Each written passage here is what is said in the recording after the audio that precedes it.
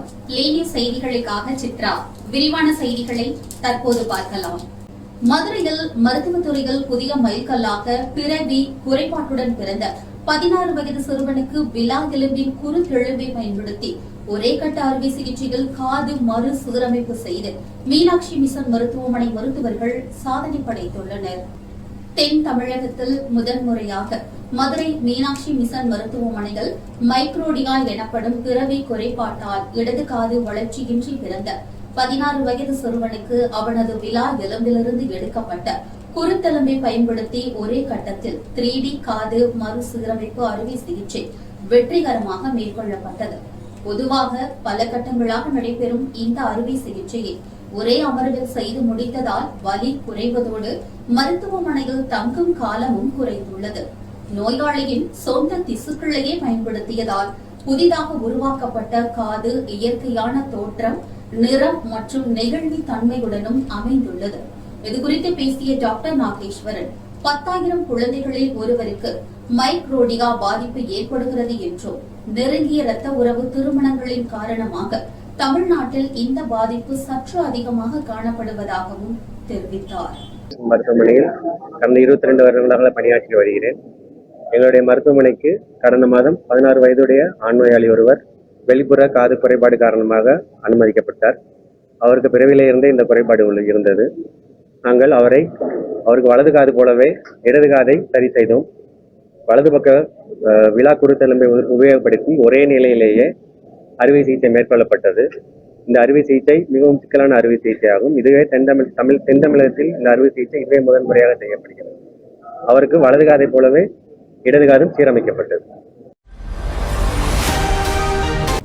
திருச்சி அருகே முசிறியில் அமைந்துள்ள ஸ்ரீ பால தண்டாயுதபாணி திருக்கோவிலில் திருக்குடமுழுக்கு விழா கோலாகலமாக நடைபெற்றது. திருச்சி மாவட்டம் முசிறி பரிசல்துறை சாலையில் உள்ள ஸ்ரீ பால தண்டாயுதபாணி திருக்கோவிலில் திருக்குடமுழுக்கு விழா பல்வேறு ஆன்மீக நிகழ்வுகளுடன் நடைபெற்றது. முதல் நாளில் அணுங்கை, விநாயகர் வழிபாடு மற்றும் வாஸ்து சாந்தி பூஜைகளும், தொடர்ந்து யாக பூஜைகள், வேதிக அர்ச்சனை, மண்டப பூஜைகள், திரவிய ஹோமம், மகா பூர்ணாஹதி உள்ளிட்ட சிறப்பு வழிபாடுகளும் நடைபெற்றன. இதனையடுத்து கோவில் விமானம் மற்றும் மூலவர் தண்டாயுதபாணி சுவாமிக்கு புனித நன்னீராட்டுடன் திருக்குடமுழுக்கு எனும் கும்பாபிஷேகமும் நடைபெற்றது. பின்னர் மகா தீபாராதனை நடைபெற்ற நிலையில் திரளான பக்தர்கள் கலந்து கொண்டு சுவாமி தரிசனம் செய்தனர்.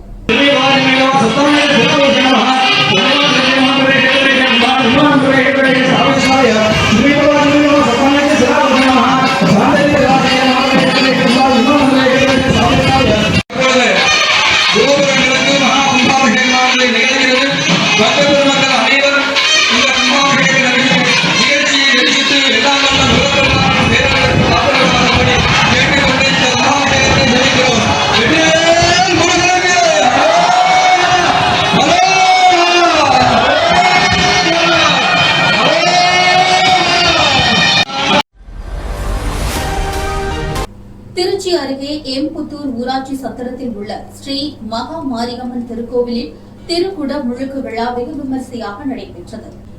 திருச்சி மாவட்டம் தொட்டியம் தாலுகா எம்புத்தூர் ஊராட்சி சத்திரத்தில் உள்ள ஸ்ரீ மகா மாரியம்மன் திருக்கோவிலில் திருப்பணிகள் நிறைவடைந்ததைத் தொடர்ந்து திருக்குடமுழுக்கு விழா நடைபெற்றது. கடந்த 18ஆம் தேதி யாகசாலை பூஜைகளுடன் தொடங்கிய விழாவில் பல்வேறு ஹோமங்கள் மற்றும் யாக பூஜைகள் நடைபெற்றன. தொடர்ந்து கோபுர கலசங்களுக்கு புனித நீர் ஊற்றி மகா கும்பாபிஷேகம் நடத்தப்பட்டு மகா மாரியம்மன் மற்றும் பரிவார தெய்வங்களுக்கு சிறப்பு பூஜைகளும் நடைபெற்றன. காட்டுப்புத்தூர், தொட்டியம் உள்ளிட்ட பல்வேறு பகுதிகளில் இருந்து திரளான பக்தர்கள் கலந்து கொண்டு சுவாமி தரிசனம் செய்தனர். விழாவை முன்னிட்டு பக்தர்களுக்கு அன்னதானம் மற்றும் பிரசாதம் வழங்கப்பட்டது.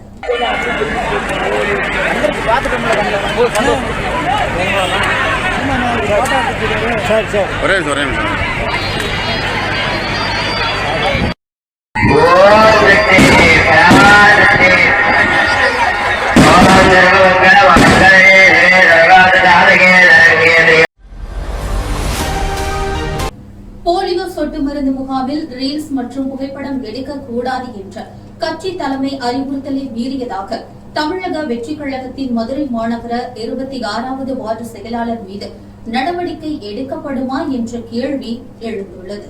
போலியோ சொட்டு மருந்து வழங்கும் முகாம்களில் மருத்துவ பணியாளர்கள் மற்றும் அதிகாரப்பூர்வ மக்கள் பிரதிநிதிகளை தவிர வேறு யாரும் குழந்தைகளுக்கு மருந்து வழங்குவது போல் புகைப்படம் அல்லது ரீல்ஸ் எடுக்கக்கூடாது என்று தமிழக வெற்றி கழக தலைவர் விஜய் அறிவுறுத்தியிருந்ததாக கூறப்படுகிறது. இந்நிலையில் மதுரை பெத்தானியாபுரம் பகுதியில் நடைபெற்ற போலியோ முகாமில் தமிழக வெற்றி கழகத்தின் 26வது வார்டு செயலாளர் ராகுல் குழந்தைக்கு போலியோ சொட்டு மருந்து வழங்குவது போன்ற புகைப்படத்தை சமூக வலைதளத்தில் பகிர்ந்ததாக சர்ச்சை எழுந்துள்ளது. இதனால் கட்சி கட்டுப்பாட்டை மீறியதாக கூறப்படும் அவரது செயலுக்கு கட்சி தலைமையிடமிருந்து நடவடிக்கை எடுக்கப்படுமா என்ற கேள்வியை அரசியல் ஆர்வலர்கள் எழுப்பி வருகின்றனர். கோவையில் கல்லூரி மாணவியை தாக்கியதுடன் அவரது வீட்டிற்குள் புகுந்து பணம் மற்றும் நகை கொள்ளையடித்த வழக்கில் தந்தை மற்றும் உறவினர்கள் உட்பட 3 பேரை மதுக்கரை போலீசார் கைது செய்துள்ளனர். கோவை மதுக்கரை பகுதியில் கல்லூரிக்கு சென்ற மாணவியை வழிமறித்து தாக்கி கொலை மிரட்டல் விடுத்ததாக கூறப்படும் சம்பவம் தொடர்பாக மாணவியின் குடும்பத்தினர் புகார் அளித்தனர். இதனையடுத்து ஆத்திரமடைந்த கும்பல் மாணவியின் வீட்டிற்குள் அத்துமீறி நுழைந்து பொருட்களை சேதப்படுத்தி பீரோவில் இருந்த 1.5 லட்சம் ரொக்கம் மற்றும் தங்க நகையை கொள்ளையடித்ததாக போலீசார் தெரிவித்தனர்.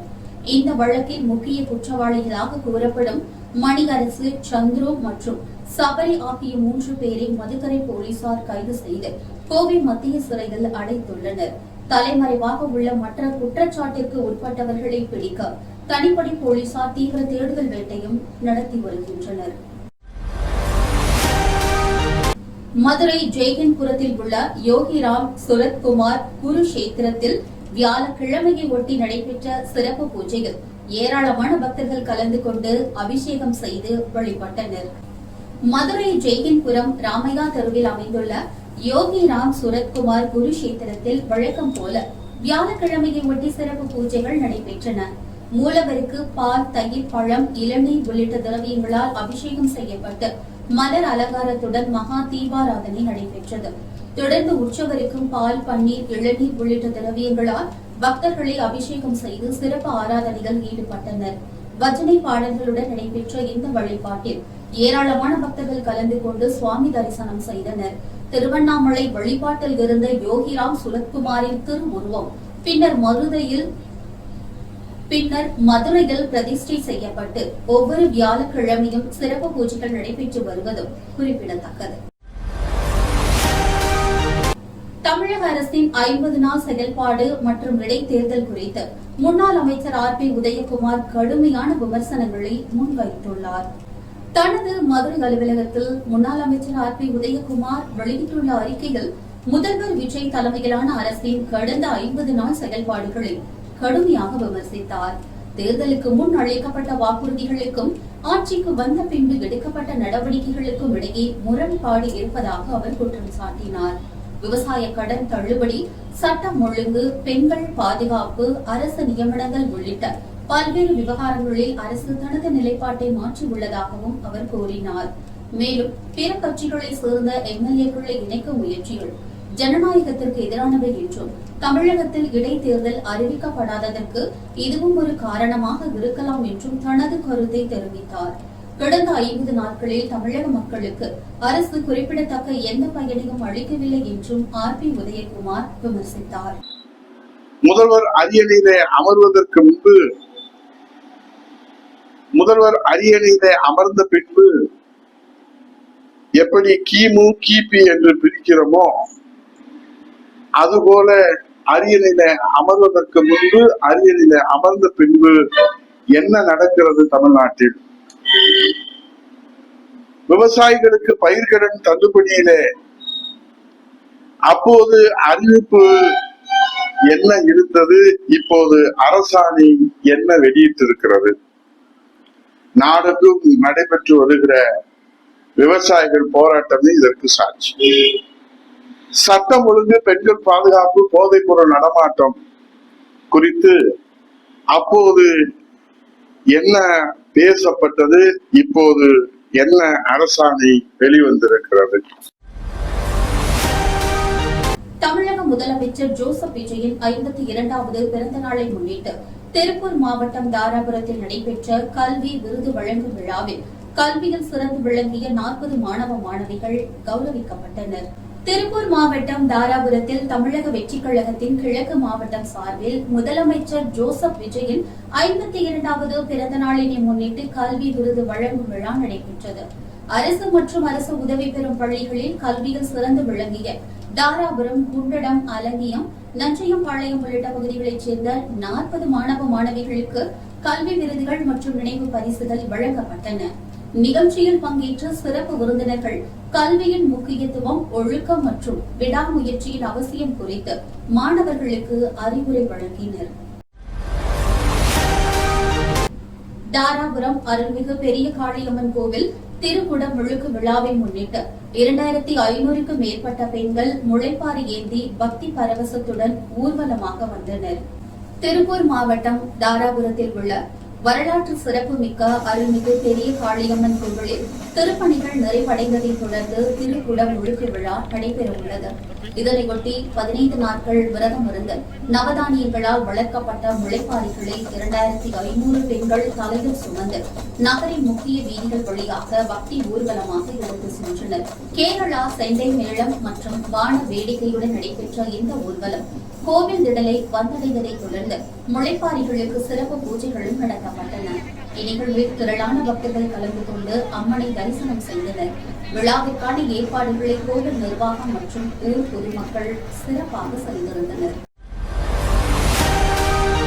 தாராபுரம் அருகே சந்திராபுரம் கிராமத்தில் விவசாயிகள், மாணவர்கள் மற்றும் மகளிரின் முன்னேற்றத்தை நோக்கமாக கொண்டு ஏபிடி சொசைட்டி சேவா மையம் மற்றும் அறிவகம் தொடங்கப்பட்டுள்ளது. திருப்பூர் மாவட்டம் தாராபுரம் அருகே சந்திராபுரம் கிராமத்தில் ஏபிடி சொசைட்டி சேவா மையம் மற்றும் எண்ணம் ஆரம்பம் அறிவகம் திறந்து வைக்கப்பட்டது. அதே நேரத்தில் புதிய பால் குளிரூட்டு மையமும் பயன்பாட்டிற்கு கொண்டுவரப்பட்டது. இந்த மையத்தின் மூலம் விவசாயிகளுக்கு கால்நடை பராமரிப்பு, பால் உற்பத்தி மேம்பாடு, நவீன விவசாய பயிற்சிகள், சந்தை வாய்ப்புகள் மற்றும் வங்கி இணைப்பு உள்ளிட்ட சேவைகள் வழங்கப்பட உள்ளன. மேலும் மாணவர்களுக்கு கல்வி வழிகாட்டுதல், மகளிருக்கு சுய முன்னேற்ற பயிற்சிகள், உடல்நல விழிப்புணர்வு முகாம்கள் உள்ளிட்ட பல்வேறு சமூக நலத்திட்டங்களும் செயல்படுத்தப்படும் என்றும் தெரிவிக்கப்பட்டது. இந்த நிகழ்ச்சியில் விவசாயிகள், பால் உற்பத்தியாளர்கள், மாணவர்கள், மகளிர் மற்றும் சமூக ஆர்வலர்கள் திரளாக கலந்து கொண்டு புதிய முயற்சியை வரவேற்றனர். நாங்கள் ஏபிடி இண்டஸ்ட்ரீஸ் டைரி டிவிஷனோட ஒரு ஏபிடி சொசைட்டி என்ற கம்பெனி ஆரம்பித்துள்ளோம். அதோட நோக்கம் என்னவென்றால், ஒவ்வொரு வில்லேஜ் லெவலில் ஒரு 5 கிலோமீட்டர் ரேடியஸில் ஒரு சேவா மையம் ஆரம்பித்து இன்று முதல் அது விவசாயிகளுக்காக அவர்களாலே நடத்தப்படும் ஒரு ஃபார்மர் ப்ரொடியூசர் ஆர்கனைசேஷன் மூலமாக இந்த மையம் நடத்தப்படும். இதோட நோக்கம் என்னவென்றால், ஒரு விவசாயிகளின் ப்ரொடக்டிவிட்டி அந்த எஃபிஷியன்சியை இம்ப்ரூவ் பண்ணுறதுக்காக ஒரு இன்டகிரேட்டட் அக்ரிகல்ச்சர் ஒரு நோக்கத்துடன் இதை ஆரம்பித்து, இதன் மையப்புள்ளி ஒரு டைரி ஃபார்மோட இன்டகிரேட்டட் அக்ரிகல்ச்சர் பண்றதுக்காக இந்த மையம் இன்று முதல் ஆரம்பிக்கிறது. இனிவரும் செய்திகளை விரைவு செய்திகளாக தற்போது பார்க்கலாம். திருச்சி மாவட்டம் துறையூர் அருகே மேட்டூர் கிராம நிர்வாக அலுவலராக பணியாற்றி வரும் சின்னத்தம்பி என்பவர் மதுபோதையில் அலுவலகத்தில் மேலாடையின்றி படுத்திருந்ததாக கூறப்படும் வீடியோ சமூக வலைதளங்களில் வேகமாக பரவி வருகிறது. வீடியோ பதிவு செய்தவர்கள் அரசு அதிகாரி ஒருவர் இவ்வாறு அலுவலகத்தில் இருப்பது முறையா என்று கேள்வி எழுப்பிய போது புகைப்படம் மற்றும் வீடியோ எடுக்க வேண்டாம் என்று அவர் கூறும் காட்சிகளும் அதில் இடம்பெற்றுள்ளன. இந்த சம்பவம் குறித்து உரிய விசாரணை நடத்தி நடவடிக்கை எடுக்க வேண்டும் என்று அப்பகுதி பொதுமக்கள் மற்றும் சமூக ஆர்வலர்கள் கோரிக்கை விடுத்துள்ளனர். நீங்க ஒரு பெரிய அதிகாரி, நீங்க வந்து இப்படி படுத்து கிடக்கலாமா? சொல்லுங்க. நான் உங்ககிட்ட வந்து கையில் எந்திரனாமல்ல அப்பெல்லாம் ஒன்று எந்திரனாமல்ல அவர் பார்க்க வந்துட்டு அவரு யாரும் தெரிஞ்சு ஓடுறாப்புல சட்டனா அப்போ இல்லாம நம்மள எந்திரனாமல்ல என்னன்னு கேளுங்க. வாங்க. இதெல்லாம் இவ்வளோ உட்காந்துருக்காரு. நீ ஆனா நீங்களாம் வில்லேஜ் அட்மினிஸ்ட்ரேஷன் ஆஃபீஸர் அவரு எப்படி நீங்கன்னா உங்கள்கிட்ட வந்து நாங்க வந்து ஒரு ஊர்ல வந்து நல்லது கெட்டதெல்லாம் வந்து பேசுறது பாக்குறது எப்படின்னா அது திருப்பூர் மாவட்டம் தாராபுரத்தில் உள்ள என்சிபி நகராட்சி மேல்நிலைப் பள்ளியின் 75வது ஆண்டு பவள விழா பள்ளி வளாகத்தில் சிறப்பாக நடைபெற்றது. விழாவில் முன்னாள் மாணவர்கள், ஆசிரியர்கள் மற்றும் பள்ளியின் வளர்ச்சிக்கு பங்களித்தவர்களுக்கு பொன்னாடை அணிவித்து கௌரவிக்கப்பட்டது. இந்நாள் மாணவர்கள் யோகா, கராத்தே, சிலம்பம் மற்றும் கலை நிகழ்ச்சிகளை நடத்தி அனைவரையும் கவர்ந்தனர். தொடர்ந்து முன்னாள் மாணவர்கள் கல்வி, ஒழுக்கம் மற்றும் தொழில்நுட்பத்தை பயனுள்ள வகையில் பயன்படுத்துவது குறித்து மாணவர்களுக்கு அறிவுரை வழங்கினர். முன்னாள் ஆசிரியர்களும் மாணவர்கள் பெற்றோர்களுக்கு கல்வி, ஒழுக்கம் மற்றும் குழந்தைகளின் தனித்திறனை ஊக்குவிப்பது தொடர்பாக ஆலோசனைகளை பகிர்ந்து கொண்டனர். என்சிபி நகராட்சி மேல்நிலைப் பள்ளிகளுடைய 75வது ஆண்டுடைய பவள விழாவிலே சீரும் சிறப்புமாக இதற்கு முன்னால் பணியாற்றிய தலைமை ஆசிரியர்களே, இப்பொழுது பணியாற்றிக் கொண்டிருக்கின்ற அன்பிற்குரிய ஆசிரியர் திண்டுக்கல் மாவட்டம் செம்பட்டி அருகே புது சுக்லாபுரத்தைச் சேர்ந்த விவசாயி செல்வராஜ் தனது 1 ஏக்கர் நிலத்தில் சாகுபடி செய்திருந்த 350 கோவக்காய் செடிகளை மர்ம நபர்கள் இரவு நேரத்தில் வேரோடு பிடுங்கி சேதப்படுத்தியதாக புகார் தெரிவித்துள்ளார். மேலும் பாசனத்திற்காக அமைக்கப்பட்டிருந்த தண்ணீர் தொட்டியின் பிளாஸ்டிக் குழாய்களையும் உடைத்து சேதப்படுத்தியுள்ளனர். அறுவடைக்கு தயாராக இருந்த பயிர் சேதமடைந்ததால் பெரும் நஷ்டம் ஏற்பட்டுள்ளதாக விவசாயி தெரிவித்துள்ளார். புகாரின் பேரில் சம்பவ இடத்தை பார்வையிட்ட செம்பட்டி போலீசார் சம்பவத்தில் ஈடுபட்ட மர்ம நபர்களை தீவிரமாக தேடி வருகின்றனர். மதுரை மாவட்ட வளர்ச்சி ஒருங்கிணைப்பு மற்றும் கண்காணிப்பு குழு கூட்டம் நாடாளுமன்ற உறுப்பினர் சு. வெங்கடேசன் தலைமையில் நடைபெற்றது. இதில் அமைச்சர்கள், நாடாளுமன்ற உறுப்பினர்கள், சட்டமன்ற உறுப்பினர்கள், மாவட்ட ஆட்சியர் உள்ளிட்ட பல்வேறு துறை அதிகாரிகளும் பங்கேற்றனர். கூட்டத்தில் மத்திய மற்றும் மாநில அரசு திட்டங்கள் குறித்து ஆய்வு செய்யப்பட்டது. அப்போது பேசிய சு. வெங்கடேசன், மத்திய அரசு திட்டங்களை ஆய்வு செய்யும் அதிகாரம் மாவட்ட வளர்ச்சி ஒருங்கிணைப்பு குழுவிற்கே இருப்பதாகவும், வேறு பெயரில் நடைபெறும் இதுபோன்ற ஆய்வுக் கூட்டங்களில் அதிகாரிகள் பங்கேற்க கூடாது என்றும் எச்சரித்தார். தொடர்ந்து பேசிய அமைச்சர் நிர்மல்குமார், மக்களால் தேர்ந்தெடுக்கப்பட்ட அரசின் அதிகார வரம்பில் மட்டுமே திட்டங்கள் ஆய்வு செய்யப்பட வேண்டும் என்றும், அரசின் அனுமதியின்றி அதிகாரிகள் எந்த ஆய்வுக் கூட்டத்திலும் பங்கேற்க கூடாது என்றும் தெரிவித்தார். கோவை சாய்பாபா காலனியில் CBCT தொழில்நுட்பத்துடன் ஒருங்கிணைக்கப்பட்ட இந்தியாவின் முதல் 3D face scan implant centre குகு டென்டல் கிளினிக் சார்பில் திறந்து வைக்கப்பட்டது. பல் மாற்று அறுவை சிகிச்சை மற்றும் முகம் சார்ந்த சிகிச்சைகளுக்கு அதிநவீன 3D ஃபேஸ் ஸ்கேன் தொழில்நுட்பம் பயன்படுத்தப்படும். இந்த மையத்தை பிக் பாஸ் டைட்டில் வெற்றியாளர் திவ்யா கணேசன் திறந்து வைத்தார். உங்கள் புன்னகை எங்கள் உறுதிமொழி என்ற நோக்கத்துடன் தொடங்கப்பட்டுள்ள இந்த மையம் உலக தரத்திலான பல் மருத்துவ சேவைகளை வழங்கும் வகையில் அமைக்கப்பட்டுள்ளதாக நிர்வாகம் தெரிவித்துள்ளது. விழாவில் கிளினிக் இயக்குநர்கள் டாக்டர் காயத்ரி ராஜு, டாக்டர் பூர்ணேஷ் கண்ணன் உள்ளிட்டோர் பங்கேற்றனர். ஸோ இதோட அட்வான்டேஜஸ் பார்த்தீங்கன்னா, பேஷண்ட்ஸ் முழு பல்லை இழந்து வர்றவங்களுக்கு இதே சென்டர்ல நம்ம 3D ஃபேஸ் ஸ்கேன் மூலியமாகவும் CBCT மூலியமாகவும் ப்ரிசைஸான இம்ப்ளான்ஸ் கொடுத்து அவங்களோட ஃபிக்ஸட் டீத்து கொடுக்க முடியுங்க. நிறைய பேர் பல்லை இழந்து சாப்பிட்றது கஷ்டப்படுறாங்க. ஸோ அவங்களுக்கு உண்டான பெஸ்ட் ரிசல்ட்ஸ், இந்தியாஸ் டாப் டெக்னாலஜியோட நம்மளால பெஸ்டான ரிசல்ட்ஸ் நம்மளால கொடுக்க முடியுதுங்க. கோவை புதூரில் கடந்த 24ஆம் தேதி மீட்கப்பட்ட இளம் பெண்ணின் சடலம் தொடர்பான வழக்கில் முக்கிய தகவல்கள் வெளியாகியுள்ளன.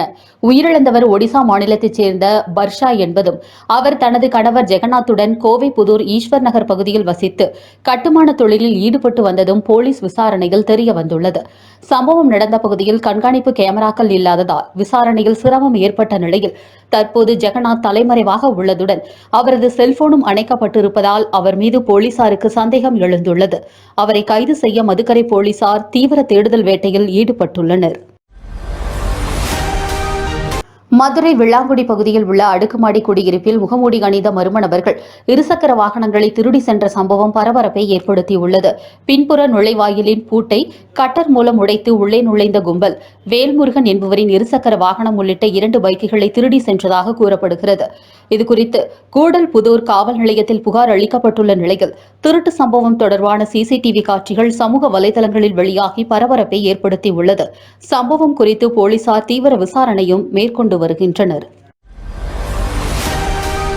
விடுதலை சிறுத்தைகள் கட்சியின் சார்பில் ஆகஸ்ட் 17ஆம் தேதி நடைபெறவுள்ள தமிழ் தேசிய எழுச்சி மாநாட்டை முன்னிட்டு திருச்சியில் மண்டல அளவிலான ஆலோசனைக் கூட்டம் நடைபெற்றது.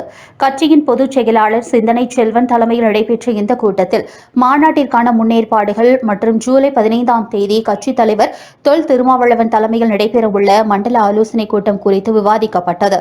இதில் திருச்சி, கரூர், திண்டுக்கல், பெரம்பலூர், தஞ்சை உள்ளிட்ட மாவட்டங்களைச் சேர்ந்த மாவட்ட, மாநில மற்றும் மண்டல நிர்வாகிகள் திரளாக கலந்து கொண்டனர். மதுரை மாவட்ட ஆட்சியர் அலுவலகத்தில் நடைபெற்ற மாவட்ட வளர்ச்சி மற்றும் கண்காணிப்பு குழு கூட்டத்திற்கு பிறகு செய்தியாளர்களிடம் பேசிய அமைச்சர் நிர்மல்குமார், மக்களால் தேர்ந்தெடுக்கப்பட்ட அரசின் நிர்வாகத்தில் ஆளுநர் தலையிட அதிகாரம் இல்லை என்றும், அரசு அனுமதியின்றி அதிகாரிகள் ஆளுநர் தலைமையிலான ஆய்வுக் கூட்டங்களில் பங்கேற்கக்கூடாது என்றும் தெரிவித்தார். மேலும் ஆளும் கட்சி எம்எல்ஏக்களை குதிரை பேரம் மூலம் அணுக முயன்றதாக திமுக மீது குற்றம் சாட்டிய அவர், அது தொடர்பாக நடவடிக்கைகள் எடுக்கப்பட்டு வருவதாகவும் கூறினார். எந்த அழுத்தத்திற்கும் அரசு அடிபணியாது என்றும், முதல்வர் விஜய் தனது நிலைப்பாட்டில் எந்த சமரசமும் செய்ய மாட்டார் என்றும் அமைச்சர் நிர்மல்குமார் தெரிவித்தார். நம்ம எல்லாருக்கும் தெரிஞ்ச விஷயம். பட் கவர்னருக்கு இது தேவையில்லாத விஷயம். கவர்னர் ஒரு அரசு நிர்வாகத்திலோ, ஒரு மாநில அரசு நிர்வாகத்தில் இருக்க துறைகளையோ ஆய்வு செய்வதற்கான அனுமதி கிடையாது. அவர் அதுக்கான தேவையும் கிடையாது. கண்டிப்பாக அதிகாரிகளும் இனி வரும் காலங்களில் கண்டிப்பாக முதலமைச்சரிடமும் அந்த துறை அமைச்சரிடமும் அனுமதி இல்லாமல் யாரும் கவர்னரிடம் எந்த ஆய்வுகளையும் நடத்தக்கூடாது என்பது நாங்கள் கண்டிப்பாக கேட்டுக்கொள்கிறோம். இல்ல, அவருக்கு இது தேவையில்லாத விஷயம். நோக்கம் நமக்கு தேவையில்லை. அவருக்கு என்ன நோக்கத்தை வேண்டாம் இருந்துட்டு போட்டோம். பட் அவருக்கு ஆய்வு செய்வதற்கான அதிகாரம் இல்லை. முதலாவதாக, இது மக்களால் தேர்ந்தெடுக்கப்பட்ட ஒரு அரசு. மக்களால் தேர்ந்தெடுக்கப்பட்ட அரசு இயந்திரத்துக்குள்ளும் அரசு செயல்பாட்டுக்குள்ளும் தலையிடுவதற்கு கவர்னருக்கு அதிகாரம் இல்லை. அவருக்கு ஒரு ஒன்றிய அரசால் நியமிக்கப்பட்ட ஒரு நபர் அவருடைய அதிகாரத்துக்கு உட்பட்டு ராஜ்பவன் மட்டும் இருந்தால் நல்லது. மற்றபடி எங்கேயும் தலையிடுவதற்கான அதிகாரம் அவருக்கு கிடையாது. கன்னியாகுமரி மாவட்டம் தேங்காய்பட்டணம் துறைமுகத்தில் அரசு தடை விதித்துள்ள தட்டுமடி மீன்பிடி முறை சட்டவிரோதமாக தொடர்ந்து நடைபெற்று வருவதாக மீனவர்கள் புகார் தெரிவித்துள்ளனர். இரவு நேரங்களில் அதிநவீன விளக்குகளை பயன்படுத்தி இந்த மீன்பிடி நடைபெறுவதாகவும், மீன்பிடி தடை காலத்திலும் விதிமீறல் தொடர்வதாகவும் அவர்கள் குற்றம் சாட்டினர். இந்த சட்டவிரோத மீன்பிடியை உடனடியாக தடுத்து நடவடிக்கை எடுக்க வேண்டும் என்று வலியுறுத்தி கன்னியாகுமரி மாவட்ட ஆட்சியரிடம் மீனவர்கள் மனு அளித்துள்ளனர். குமரி மாவட்டத்தில் 4 மீன்பிடி துறைமுகங்கள் இருக்குது. அதுல தேங்காய்பட்டணம் துறைமுகம் கேரளா பகுதியோட சேர்ந்து இருக்கு. இந்த துறைமுகத்துல தடை செய்யப்பட்ட தொழில், அதாவது இரு படகு வச்சு ஒரு மடி தொழில் செய்கிற தொழில் இங்க மக்கள் அதிகமா செய்யறாங்க. இது அரசாணை வெளியிட்டும் இன்னும் மக்கள் கேட்காம இருக்காங்க. அது முக்கியமா இரவு நேரங்கள்ல லைட்டு போட்டு அதிகப்படியான வெளிச்சத்தை ஏற்படுத்தி மீன் பிடிக்கிறாங்க. இப்போ ஜூன், ஜூலை, ஆகஸ்ட், செப்டம்பர் வரைக்கும் நம்ம பருவ காலம். இந்த பருவ காலங்களில் விசைப்படகுகள் தடை போட்டிருக்காங்க. ஆனா இந்த இரு படகு வச்சு ஒரு மடி தொழில் செய்யக்கூடிய தொழிலுக்கு தடை போட்டும் இப்ப இருக்க ஏடி சார் ரொம்ப துணிச்சலா அவங்க ஆக்ஷன் எடுக்கிறாங்க. போன வாரம் கூட 5 கேரளா இருபடகு வச்சு தொழில் செய்யக்கூடிய வள்ளங்களை பறிமுதல் பண்ணாங்க. அவங்கள நாங்க வெகுவா பாராட்டுதோம். மீண்டும் இந்த துணிச்சலான முடிவுகள் ஏடி சார் எடுக்கணும்னு சொல்லி தாழ்மையோட கேட்டுக்கிறோம். இந்த தொழில் செய்யறதுனால இந்த பருவ காலங்களில் கூட மீன் வளம் இல்லாம ரொம்ப கஷ்டப்படுது. ஒரு சாதாரணமா ஒரு அயில மீன் ஒரு 25 ரூபா 30 ரூபாய்க்கு வேண்டிய மீன் இன்னைக்கு 100 ரூபாய் இருக்குது. இங்க மீன் வளம் ரொம்பவும் பாதிரிச்சு, ரொம்பவும் குறைவா இருக்கு. ஆகையால தமிழக அரசு கண்டிப்பா இதுல கவனம் செலுத்தி இரு படகு வச்சு ஒரு மடி தொழில் செய்யக்கூடியதை கண்டிப்பா இது தடை செய்யணும். குறிப்பா தேங்காய்பட்டணம் துறைமுகத்துல 15 ஊர்கள் 15 ஊர்களில் உள்ள மக்கள் தொழில் செய்யறாங்க. இதுல குறிப்பா இரமந்துறை, கூத்துறை, இந்த 2 ஊர்களில் உள்ள மக்கள் தான் இந்த இரு படகு வச்சு ஒரு மடி தொழில செஞ்சுட்டு இருக்காங்க. எங்க ஏரியாவில் இது தட்டுமடின்னு சொல்லுவாங்க. இது செய்யறதுனால இன்னைக்கு வாழ்வாதாரம் ரொம்பவும் கீழே போயிடுச்சு. குமரி மாவட்டத்துல அதிகப்படியான மீனவ மக்கள் இருக்காங்க. இந்த மீன் வளம் பாதிச்சாங்கன்னா அநேக மக்களுக்கு பொருளாதார இழப்பு வரும். இது அரசாங்கத்துக்கும் பெரிய ஒரு இழப்பா இருக்கும். இன்னொன்னு பருவ காலங்கள் இந்த வருஷம் எல்னினோன்னு சொல்லி ஒன்று அறிவிச்சிருக்காங்க. அந்த எல்னினோ பாதிப்பு அதிகமா இருக்கிறதுனால மீன் உற்பத்தி கம்மியா இருக்கிறதுனால இந்த தொழிலை அரசு கண்டிப்பா தடை செய்யணும். இத்துடன் இந்த செய்தி தொகுப்பு நிறைவடைந்தது.